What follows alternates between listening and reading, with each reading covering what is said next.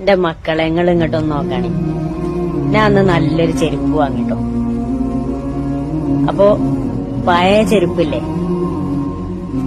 പഴയ ചെരുപ്പ് ഒന്ന് ഒഴിവാക്കണല്ലോ, എന്നാലിപ്പോ ഇടാൻ പറ്റുള്ളൂ. അപ്പൊ അത് കളയാൻ തോന്നില്ല. ഇത്രയും കാലം നമ്മളെ കൂടെ നടന്നിട്ട് അത് പിന്നെ എവിടെയെങ്കിലും കിടക്കണ കാണുമ്പോ ഒരു വിഷമം അല്ലേ? അങ്ങനെ തന്നെയല്ലേ എല്ലാ കാര്യവും. ഒരു ചെരുപ്പിന്റെ അവസ്ഥ ഇതാണെങ്കില് അപ്പോ മനുഷ്യന്മാരൊക്കെ അവസ്ഥ എന്തൊക്കെ? ആത്മാർത്ഥമായിട്ട് നമ്മള് കൊണ്ടു നടക്കണമെങ്കിൽ അതിന് ഒഴിവാക്കാൻ തോന്നൂല. അതങ്ങനെയാണ്. കേട്ടില്ലേ, ഈ മൂലയിരുട്ടി പറയുന്നത് വളരെ ശരിയാണ്. കാരണം ആ ഫീൽ അനുഭവിച്ച ഒരു വ്യക്തി എന്ന നിലയിൽ ഞാൻ നിങ്ങളോട് പറയുകയാണ്. എനിക്കും ഇതുപോലെ ഒരു സാധനം ഉണ്ടായിരുന്നു. പക്ഷെ അത് പഴകി അതിന് ഓട്ട വന്നു. അത് അത്രയ്ക്കും മോശമായ അവസ്ഥയിലെത്തിയപ്പോൾ ഞാൻ പുതിയൊരെണ്ണം മേടിച്ചു.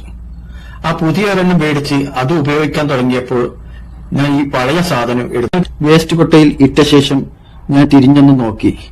ഞാൻ ഇത്രയും കാലം സ്വന്തമായി കൊണ്ടു നടന്ന ഒരു സാധനം, എന്റെ ശരീരത്തിൽ ഒട്ടിയിരുന്ന ഒരു സാധനം ചവറുകൊട്ടയിൽ കിടക്കുന്നത് കണ്ട് എനിക്ക് സഹിച്ചില്ല.